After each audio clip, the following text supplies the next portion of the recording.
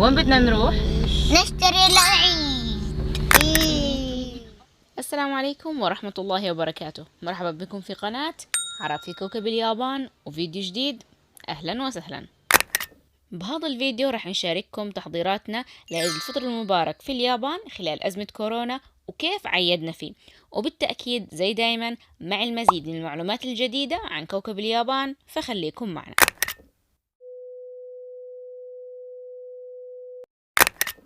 اجينا على هذا المول عشان نجيب للولاد ملابس للعيد، وزي ما انتم شايفين عادي المطعم او المطاعم فاتحة وفيها ناس بس مش هالعدد يعني. وورا هناك في محل حلاقة بدنا نحلق لعلي. هي علوش يجيب لي حلاقة. انا بدي اروح على حلاقة قريب. شو بدك تعمل؟ بدي احلق. هذا الصالون اسمه 11 كات، هو من أرخص الصالونات اللي جربناها يعني لحد الآن، وفي له أفرع كثيرة بجميع أنحاء اليابان. المميز فيه إنه حاط أسعار مخفضة للأطفال وبرضه لطلاب المدارس. والإشي الحلو عندهم إنه عندهم ميزة ال10 دقائق، يعني بحطوا منبه لمدة 10 دقائق وببلشوا القصة، وخلال 10 دقائق بكونوا مخلصين القصة اللي أنت يعني طالبها.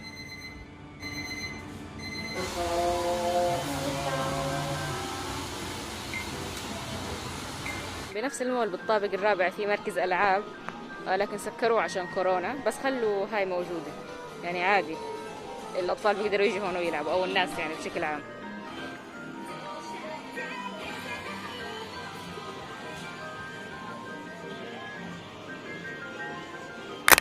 هذا المحل اسمه تاكاهاشي، بيبيعوا ملابس وكمان أدوات منزلية. جودة الملابس اللي عنده مش بالجودة العالية، لكنها يعني مناسبة جدا للأسعار اللي عنده، خاصة إنه الأسعار اللي عنده تعتبر رخيصة جدا مقارنة بأسعار الملابس في اليابان، تعتبر نوعا ما غالية. بس معلومة هيك على الطاير، بالنسبة لأنواع البيوت في اليابان تقريبا ممكن نحصرهم ب3 أنواع. فأول نوع هي البيوت المستقلة، يعني بيكون بيت لحاله، يعني عائلة واحدة جواته، وعلى الأغلب بيكون من طابقين لأنه المساحة صغيرة في اليابان، فالأغلب يعني بيعمر على طابقين. والنوع الثاني طبعا زي هذا البيت لحاله بس مش مبين، بيت مستقل. وهون البيوت كلها تقريبا مستقلة. أما بالنسبة للنوع الثاني اللي هو عبارة عن الشقق السكنية، في الياباني أباتو، اللي هي ماخذينها من الإنجليزي أبارتمنت، زي اللي هناك هذاك البني. يعني أغلبها بيكون عبارة عن طابقين بس، يعني ممكن يكون مبنى في 10 بيوت، لكن كل يعني لا تجاوز الطابقين، زي المكان زي بيت إحنا ساكنين فيه. إحنا ساكنين بشقة تقريبا هون في 6 مباني، كل مبنى فيه طابقين. وإذا يعني المبنى صار أكثر من طابقين لا بيصير من النوع الثالث، يعني في اليابان إنه يعتبر صار من النوع الثالث. ويوم آخر مع علي ونوح. ايش تسوي؟ يا شوفوا انا حلقت للعيد. المكان اللي راح نروح له هسا اسمه ميجا دون كيهوتي، وله أفرع في جميع أنحاء اليابان. بيمتاز بشكل عام بأسعاره الرخيصة، وإنه دايما في عنده عروض. طبعا في كل إشي من مواد تموينية وأثاث منزلي ومواد منزلية وأجهزة كهربائية، بس الأهم إنه عنده مواد مستوردة، يعني مؤونة مستوردة، وفي منها حلال. هاي رمز عيد الأولاد في اليابان. طبعا بيوتهم كبيرة، بيشتروا أحجام كبيرة منها وبيعلقوها برا البيت، بتكون هيك بتطير مع الهواء، بس هاي يعني للأطفال. واللي بيتهم صغيرة بيشتروا زي هيك على حجم شوي أكبر وبيعلقوها في البلكونات. ومفروض يكون فيها 3 سمكات أو 4. هم لا يعني بيكون في يعني إنها تعبر عن أم والأب والطفل الموجود عندهم.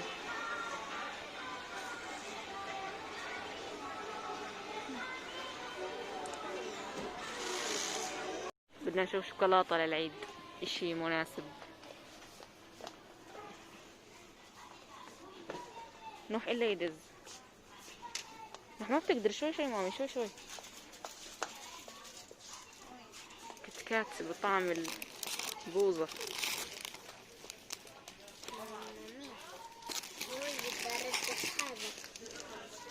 رجعه. طيب روح رجعها بسرعة. هاي الشاي الأخضر معروفة. وهاي على نكهة حبوب الصويا المحمصة مع السكرة. والله خلطة غريبة.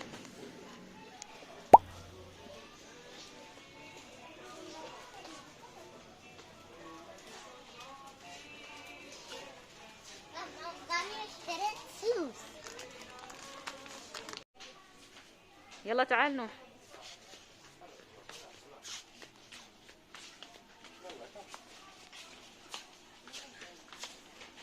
ايش بدك؟ شو بدك نوح؟ طب خذ وحدة يلا. طيب خذها. خلاص. احنا بالاصل اجينا عشان ناخذ وجبة نفطر عليها. بس هون الاغلب ما بنقدر نشتري دجاج، يعني مش حلال، فما راح نقدر نجيبه. في تاكوياكي.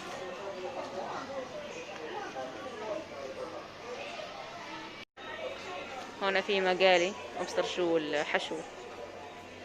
لا مش مقالي، اشي ثاني لسه ما بعرفه. وفي سوشي. شو الوجبة ما اصغرها. وفي سندوش. هون عبيض، هون كأنه شرائح خنزير، والله أعلم. عادي بحشوا الساندوش بإشي زي نوع من أنواع الشعرية. هون في يكسبة، من أكتر الأشياء اللي بحبها، بس للأسف بخلطوا إشي مع إشي، دخلوا يعني إشي من مشتقات الخنزير، مش عارفة شو هو، فما بقدر أشتريه يعني.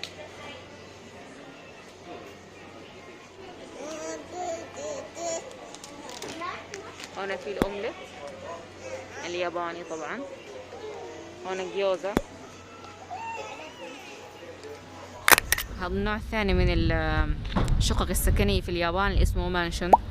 يكون عبارة عن زي مبنى كبير، وفي شقق سكنية يعني عدد كبير جدا. ويعني أحيانا بتكون مساحاته، يعني مساحة البيوت فيه صغيرة، وأحيانا بتكون يعني كبيرة.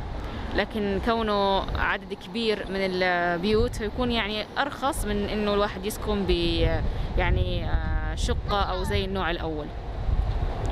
وعلى الغالب بتكون عندهم مثلا روضة قريبة، في هناك روضة قريبة ورا، وبتكون مدرسة قريبة منه. مش مبنى واحد، بيكون عدة مباني. يعني مثلا هون كم في مبنى، يعني فيهم 10 مباني. هون ساحة عادية، ولجوا هناك في ألعاب. وهسه خلينا نحكي عن عيد الفطر وفعالياته، وإن شاء الله نكون بمشاركتنا لكم وصلنا لو جزء بسيط من فكرة إنه الإنسان قادر يستشعر فرحة العيد ويعظم شعائر رب العالمين وين ما كان، سواء كان بين أهله وأصحابه أو كان بالغربة، وسواء كان بظروف عادية، حياة عادية، أو كان بحجر صحي. أحد تجهيزات العيد البينياتا. هي أصلا تقليد مكسيكي، وكان له يعني أصول وقصة دينية أو جذور دينية يعني، بس خلص يعني هسه فقدت طابعها الديني، وصار الناس تعملها بالحفلات وبالمناسبات. هي يعني عبارة عن إنه يكون في إشي زي الوعاء، سواء من يعني عاملينه من القماش أو من الطحين أو من الفخار، وبعدين بحطوا جواته حلويات، بعدين بيعلقوها على مكان، وبيخلوا الأطفال يضلوا يضربوها، أو يعني صاحب الحفلة أو مين ما كان يعني، وبعدين بتنكسر وبتنزل منها الحلويات.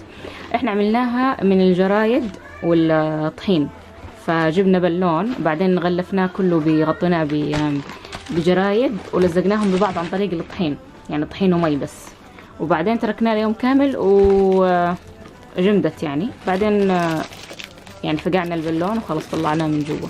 فأنا هسه بعدين غطيته بهاي، وهسه بدي أحط الحلويات جوا. وهيك خلصناها. طبعا شغل أم معجوقة وليس لديها ذوق فني، بس مش مهم النتيجة النهائية، المهم الفكرة من الموضوع. بصباح العيد صحينا الأولاد وفاجأناهم بهدية، وكنا عاملين قبل بيوم بيتي فور ووزعناه على الجيران.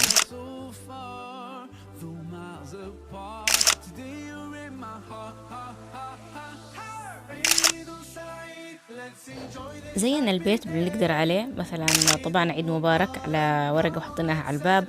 وبالبيت عبينا البيت بلالين. البلالين هاي جبتها من علي اكسبرس، مكتوب عليها عيد مبارك بالعربي وبالانجليزي، وبرضه اشترينا توزيعات من نفس الموقع. فلهيك يعني علي اكسبرس يعتبر خيار مناسب جدا للناس للمسلمين الساكنين بدول لا تتوفر فيها زينة العيد.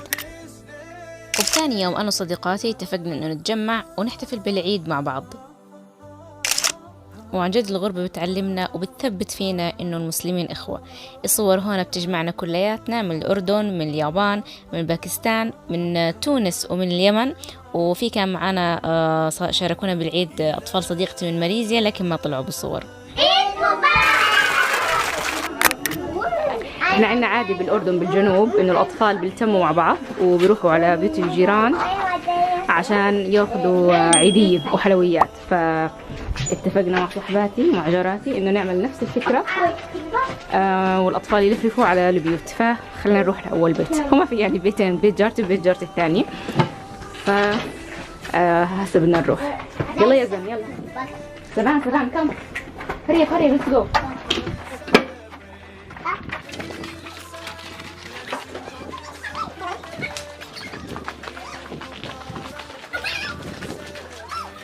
هسه دور البنات. يلا خلينا نروح.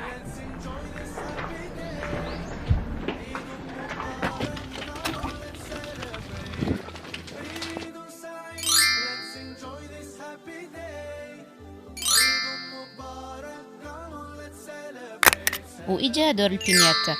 طبعا بيوت اليابانية صعب كثير نعلق بالسقف، لهيك بس حملناها. وبنصحكم تجربوها بالعيد لأنه الفكرة كثير أعجبت الأطفال. أشوف علي.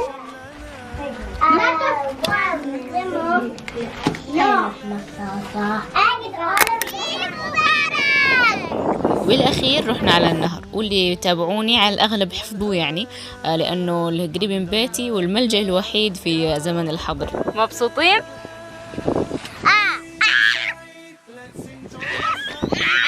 شوفوا صديقتي اليمنية عملت لنا هالكباب، طعمه نفس الكباب اللي بالأردن.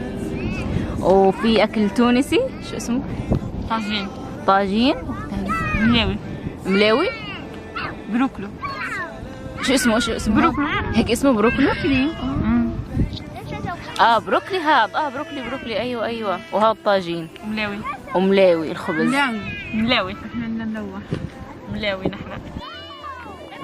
وهيك بنكون وصلنا لنهاية الفيديو. إن شاء الله استمتعتوا واستفدتوا. احكوا لنا بالتعليقات شو عملتوا بالعيد وكيف قضيتوه، ولا تنسوا تدعمنا بالشير واللايك والسبسكرايب.